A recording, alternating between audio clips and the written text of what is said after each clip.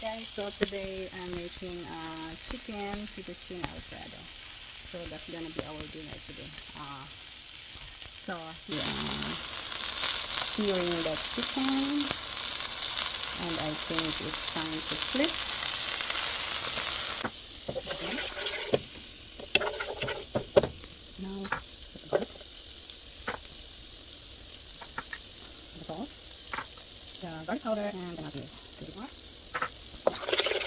I can smell the salt of the cream.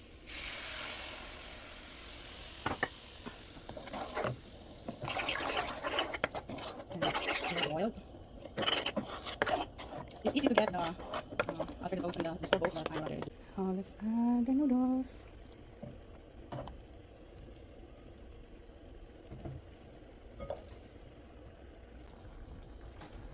I'm done. Here's my chicken fettuccine alfredo.